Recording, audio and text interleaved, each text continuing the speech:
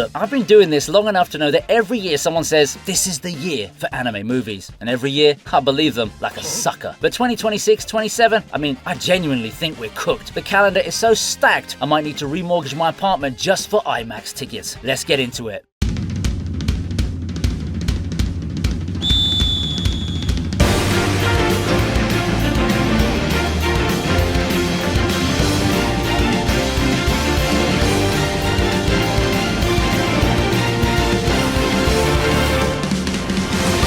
小さくても俺は止めます。お前を否定したい。高さで勝負しないとは言ってない。小さいことはバレーボールに不利な要因であっても不能の要因ではない。$100 million worldwide, 10 billion yen at home in 75 days. That's what the dumpster battle did. So when production IG said, we're making another one, nobody at the studio asked why. They asked, how fast? The answer, painfully, is 2027. Yes, 2027. I'm coping, okay? You're coping. Mitsunaka needs sleep. Karasuno deep in nationals. Hinata finally crossing the net against the other little giant. Not the one he idolized, the one who he shares his nickname and might actually be better than. There's something quietly cruel about that matchup, and I love the film saved it for the big screen. My only fear is pacing. Volleyball anime lives on momentum, and one match across one film is a tightrope. But Mitsunaka knows the rhythm. He'll make us stop breathing on a single serve. I'll be there on opening night, sobbing. 負けたらそんなこと考えて水差しちゃダメだよ。後のことじゃなく今見て。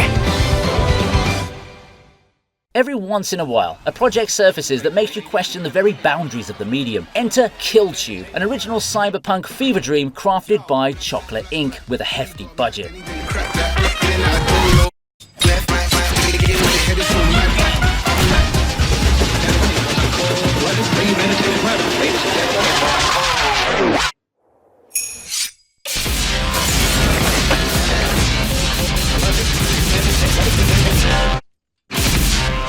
Imagine a bizarre alternative history where the oppressive Edo shogunate simply never ended, but instead modernized into a dystopian Shibuya ruled entirely by lethal dual streaming. The visual design is where this completely breaks the mold. It blends modern 3D CGI with the gorgeous textured aesthetic of traditional woodblock prints. I'm utterly fascinated by this artistic gamble, you know. It looks incredibly frantic, deeply chaotic, and entirely unique compared to the standard seasonal aesthetic. It's an ambitious, high-stakes cinematic experiment that feels tailor-made for a theatrical crowd craving something genuinely fresh. If this connects with audiences the way I think it will, it could completely disrupt the status quo. We all know how Sid Gargano doesn't just play a character, he lives for the ultimate Chunibyo aesthetic.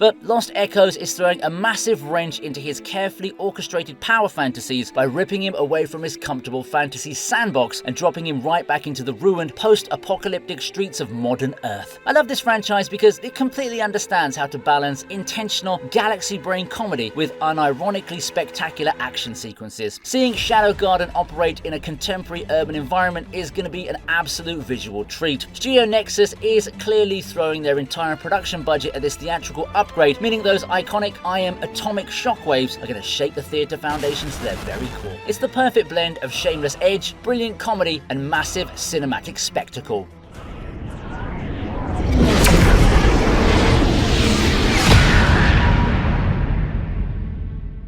Confession. I've got a soft spot for bunny girl senpai that goes beyond what's reasonable. 僕は夢を見た。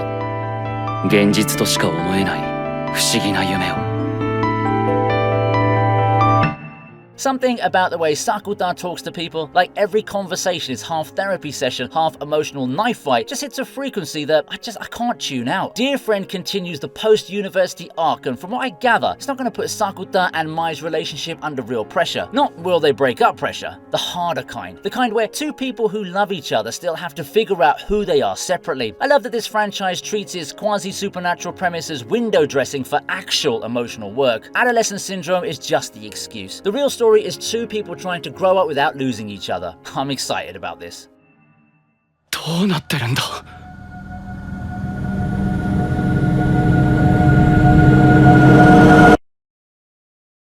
Ufotable adapting another Nasu-verse project is, at this point, less of a question of will it look good and more how stupidly good will it look.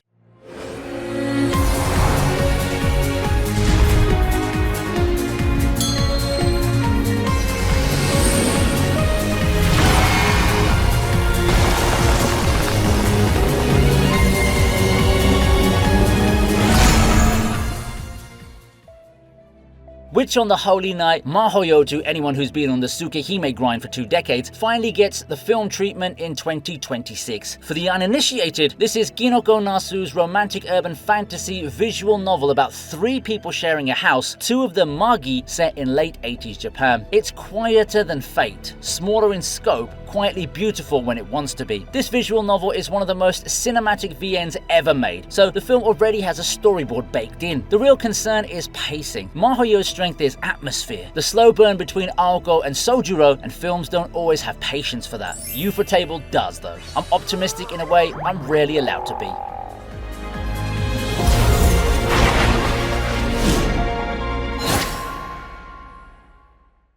Descending back into the abyss is always a deeply conflicting psychological experience.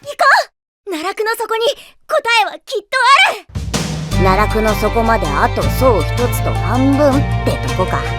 見ているものは深くでも天の彼方でもなく、魂の道として選ばれたとても大きな渦の道。洞窟か。On one hand, Kevin Penking's sweeping orchestral soundtracks deserve the absolute finest theatrical audio system money can buy. On the other hand, I know exactly what kind of body horror and emotional devastation awaits us at the bottom of that beautiful, cursed crater. This movie promises to push our main characters even further into the unknown, exploring alien ecosystems that are as stunningly gorgeous as they are explicitly lethal. Kinema Citrus excels at maintaining that deceptive, whimsical art style right up until the exact moment they decide to completely crush your spirit. It's a beautiful, deeply horrifying journey that forces you to witness the true, terrifying cost of human curiosity. This is peak world building, wrapped in an unforgettable, thoroughly exhausting cinematic experience. I'm bracing for impact. You should too. 本当に素晴らしい冒険でしたね。進んで行こう。それじゃあ行ってきます。闇すらも及ばぬ深淵へとその身を捧げ挑む者たちにアビスは全てを与えるという。お母さんね、クジラになってみたいの。湊だったら何をお願いしたい？これあいつのだろう。俺が拾ってやったのによ。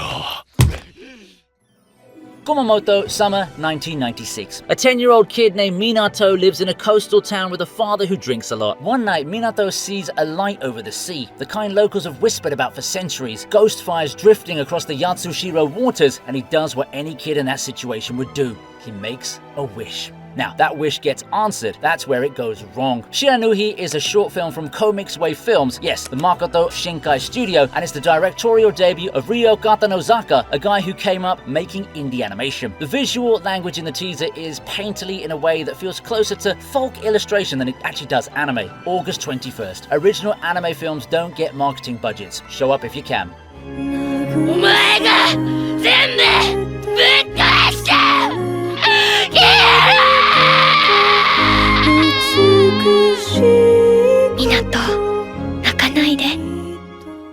！I wasn't into Apothecary at first until my wife dragged me into watching this series, and quite honestly, I don't know why I refused to watch it in the first place, to be honest. 新たな地平へ。行かなければ。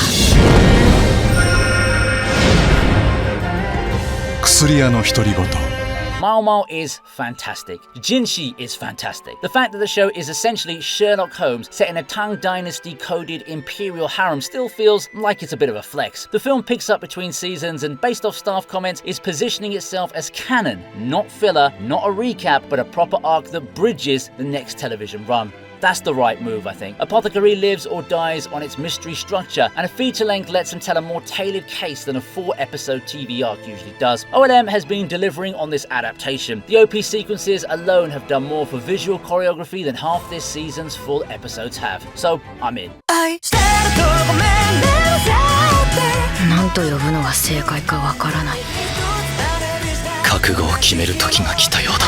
虫は冬を越せない。ただ子を残すのみ。魔法少女？魔法少女？魔法少女なのです。魔法少女？魔法少女は魔法少女じゃないのよ。少女？魔法少女のことなんて。バッカみて。救ってあげて。私を信じてムカつくだけ。あなたの影との闇。私が知らない。魔法少女。 Madoka Magica is one of those works I don't know how to be normal about. Rebellion came out in 2013, okay? 13 years ago. I was a completely different person. The internet was a different place too, wasn't it? And Shaft has been dangling a sequel like a cat toy on a string ever since. Walpurgisnacht Rising finally arrives in 2026, picking up the thread Rebellion left hanging and presumably forcing us to reckon with whatever the hell Homura actually is now. God, devil, lover, stalker? Yeah, I've got no idea if this can stick the landing. Madoka's legacy is so massive that any new entry is fighting its own shadow. The team is intact. I'll be in that theatre whether the film earns it or not, because some loyalties just don't expire.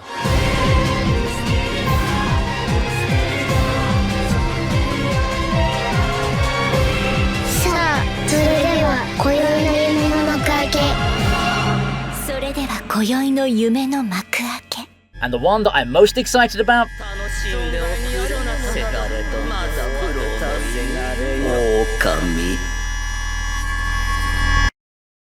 この国に明日があるとは限らぬぞ。我らが争わぬ道はないのでしょうか。悠長として守れ。頼んだぞ、狼。石腕の狼、赤炉よ。貴様、何故戦う？死を厭わぬのですか。なすべきことをなす。